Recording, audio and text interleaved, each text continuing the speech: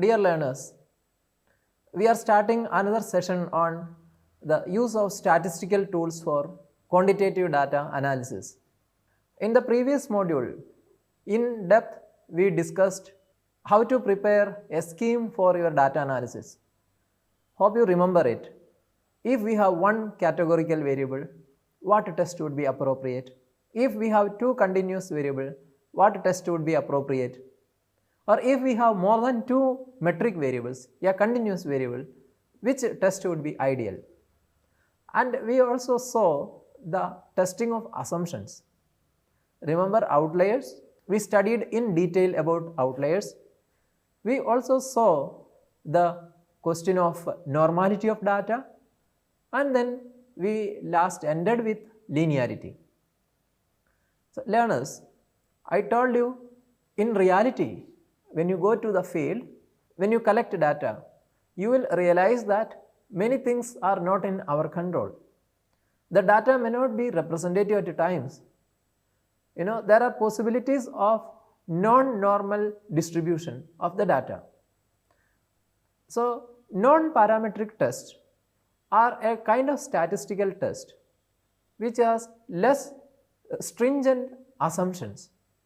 So in this module, we will be going through a number of non-parametric tests which is used as a tool of statistical analysis. In the beginning of the session, I will explain cross tabulation a little bit, and then we will go slowly into the non-parametric test. In statistics, the following terms are very important. One is classification of data, and second is tabulation. What is classification of data? You classify the collected information according to its relevance, maybe because of similarity or because of certain common features. In the second phase, we have to do the tabulation. What is tabulation? Entering the data in a table, and that table contains rows and columns. So entering appropriate value against the given parameter, that contains lot of importance. Then what is cross tabulation? When we have two or more variables and we have to present the data, that is presented in a table, and that process is called cross tabulation. Let me show you an example herewith. So here you can find two variables that we consider. One is gender and other one is education. So in education, we have UG, those who completed high school or those who completed primary education. And gender, we have considered two genders, male and female. So the count and the percentage within the category and the total is mentioned, and the grand total is given at the end. So let us see, in this table we have a title that is given educational qualifications and gender cross tabulation, and then given appropriate title in the rows and the columns. So UG, there are two male students and female are 3 in number, that is given as count. So within educational qualification, this consists total 5 students are there with the UG qualification. What is the total data? That is N, the number of observations 20. In 20, we have 5 students who are with the educational qualification of UG, and we have 9 respondents who are with high school qualification, and we have 6 who are primary qualified. So 5 plus 9, 14, 14 plus 6, 20. So it consists 100% in all.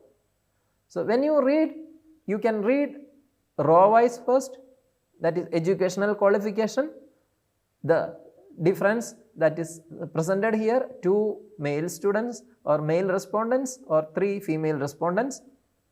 So out of 5, 2, that is 40%, out of 5, 3, that is 60%, So, within education you can find the percentage in cell, and when you take the gender, total there are 10 respondents representing male gender and 10 respondents who are females. So, in SPSS we can do this process very easily. Let me quickly demonstrate you how it works. See now how many entries I made in the column gender? Total 20.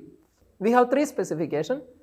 You remember, in the variable we can find, that is, one is male, second is female, 3 is others. Now I am adding another educational qualification. Here we can use as it is, leave it educational qualification. I am putting values here, 1 primary, 2 secondary, 3 that is UG. Added here, I am going to enter the data here. It is 1, 2, 3, 1, 2, 3. The data is entered. I have to see the cross tabulation. What I am doing is analyze, go to descriptive statistics, cross tabulation. It is falling under descriptive statistics. We can do column wise, that is a gender in columns, educational qualification in rows. You can take the cell, you can put the percentages and total, you will get counts observed. Okay, fine. Now you get a result like this. See, I have just hypothetically made an example, and you can find here the result which is coming, primary, secondary and UG. Well, there is minor correction which is correct to be done here. We can see the result here. The result, we can find the performance of each variable. The count and percentage is shown here in this cross tabulation. So, hope you have got an idea.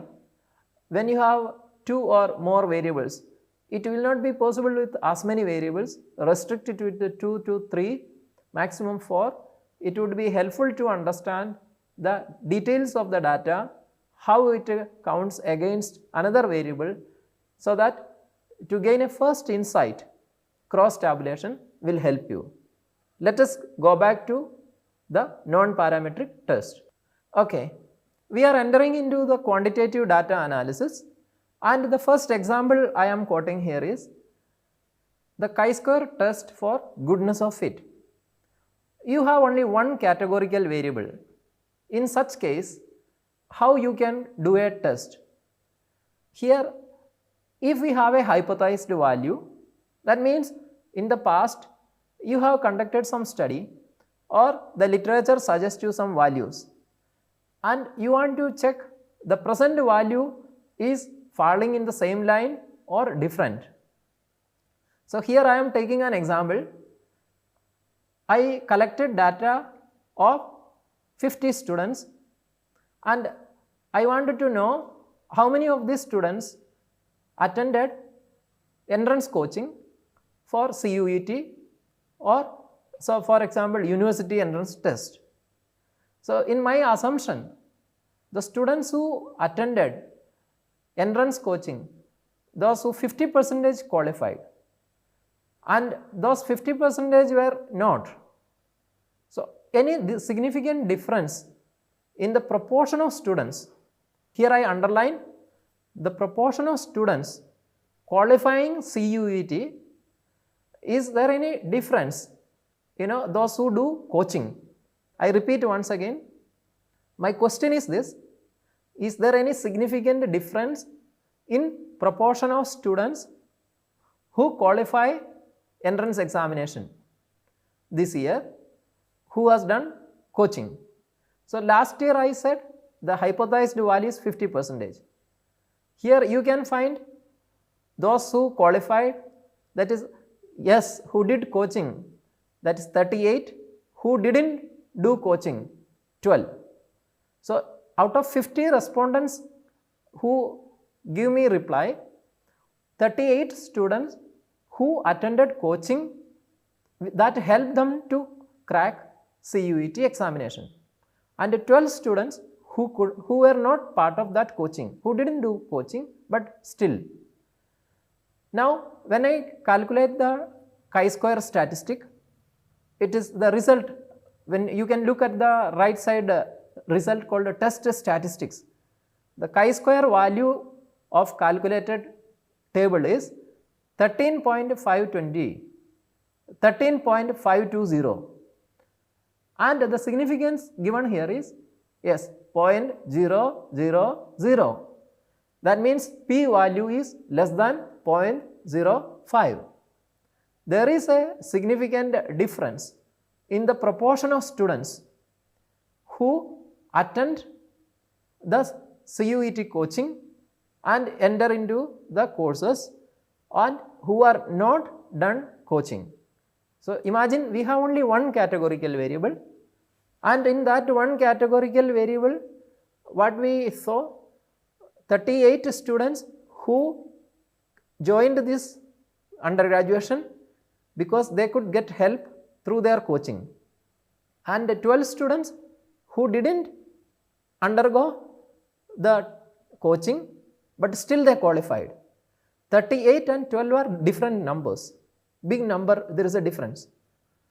So we can come to an understanding that coaching can some way help the students to crack. That is a kind of hypothetical assumption I am making. Number 2, chi-square test for independence. Imagine there are 2 categorical variables. So last time I have only taken the number of 50 students who attended this coaching and qualified. Here, who did coaching, yes or no, and second aspect is they got into PET admission, yes or no. So there are 2 into 2 tables which we can create. That means yes or no answer, that gives a 2 response, and here got into PET, that also gives you a 2 yes or no question. So there is a response of 2, that is yes or no. So when we study, the table outcome comes like this. So here when you look into the result is 0.979, and that means no, there is no significant difference, that the number of students who attended coaching or who did not attend coaching, finally they getting into PG admissions or UG admissions, there is no such kind of significant difference exist. Here we can find the significant value which is 0.979 against Pearson chi-square. So this indicates that these 2 variables are independent. That is the chi-square test for independence mean. The conclusion of this result is there is no association between the students undergo coaching who qualify the CUET in this particular example. And the third test that we do is called McNemar test. McNemar test is a measure that check the different performances, that is time 1 and time 2 with a categorical variable. Here I have taken an example of a chi-square test from time 1 and time 2. What change that particular case had? Here we have taken 2 measures, that is from point 1 to point 2, that is time 1 and time 2, and we tested against a categorical variable, that is yes or no. So the result which you can find exact significant in table 1 chi-square test result, which shows 0.007. So the change is significant. From time 1 to time 2, there is a significant change found in the result. So this is what we call McNemar's test. When we have 3 categorical variables, we can use the statistical test called Cochrane's Q test. When we had two categorical variables, we used Magnemar test. In Cochrane's Q test, the performance of certain observation, 3 different times we are observing. Time 1, time 2 and time 3. So, here we can see the result. The percentile median value is shown on the second part. When you look at the output, we can find the p value here is 0.003, and the meaning of this particular table is there is a significant change in the performance of candidates at 3 different levels from 0.1 to 0.2. The third test here we specify is Mann-Whitney U test. In Mann-Whitney U test, it tests the differences between two independent groups on a continuous measure. So, here it is important that we should have a continuous measure and there should be two groups of respondents. The groups of respondent could be like male or female, or it could be adventure tourist or religious tourist. And here I have taken the example of testing the PET score of two group of students who did not do coaching or who undergone coaching. I have done the test. The result shows that there is a significant difference between the score of the students who undergone coaching from those who did not undergo coaching. Wilcoxon signed rank test. This is another statistical test which tests with repeated measures. The measures are, the participants are measured at 2 occasions under 2 different conditions. So, here we have the test result at time 1 and time 2. Here again we will find the median value. The 50th median is considerably changing after training. So, I have taken an example. There are 2 groups of people. One group, they have, before training what was their earning, and after training what is their current earning. So, when I statistically tested, I could find that there is a significant difference in earning before they undergo training. After they undergo training, it increased their earning. You can check the percentile result. The 75th percentile is 1475. So, here the amount is shown as 812, 950 or 1162. The test statistic is, the significant value is less than 0.05. The p value is 0.000 in this result. The next test is Kruskal-Wallis test.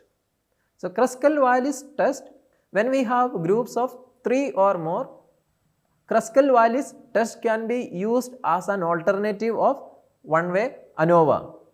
One-way ANOVA is a parametric test, whereas Kruskal-Wallis is a non-parametric test. Here, difference of earning of 3 different groups of students with varying educational qualification is shown here. After training, I have taken an example, students undergo training at different levels. That is, a candidate with a qualification primary, their score, high school, their score, and undergraduate, the score is mentioned here. So, the p value, the outcome of the result, the p value is 0.009, that is less than 0.05. We can find a significant difference. There is a statistically significant difference across 3 different groups in their earning. In the last part of this presentation, we see Friedman test. So, it is an alternative to one-way repeated ANOVA. So, here it measures the difference between 3 or more measurements on a specific group of respondents at a different point of time. 3 or more point of time. Here the difference is we assess the performance of certain observation at 3 different levels, 3 different time periods. Friedman test you can use as an alternative of one-way repeated ANOVA. Here again, when we see levels increases, we identify the median values. So the result of after an year, the earnings have considerably increased. Before the training, you can see what was their earning, and after the training, the amount earned by the candidate you can find, and after an year, that we can find at the end. So the test statistics also shows a statistically significant outcome, p-value less than 0.005. Dear learners, though it was a brief presentation of chi-square test that is applied as a non-parametric tool for doing statistical analysis, we have gone through a number of examples. So when we do these examples at your end, when you experiment with the data, you will be in a better condition to explain the result. I have some limitation to present the data in a live format. If it was a classroom, perhaps it would have been better to explain you each point step by step. But whatever I shared here, you can take your own examples and you can refer to some textbooks. Like I recommended you yesterday, Naresh Malhotra, or using SPSS. If you have reference material at your library, go through the library. We studied different tests today: chi-square test of association, goodness of fit test. We have seen McNemar test, Wilcoxon signed rank test, Friedman test, Mann-Whitney U test. These all tests will come to your help when you have data which are in the shape of categorical variables, and at the same time data is not normally distributed. I hope you understood what we have discussed today. Please feel free to come back to me. I will be happy to help you if you have doubts. Thank you.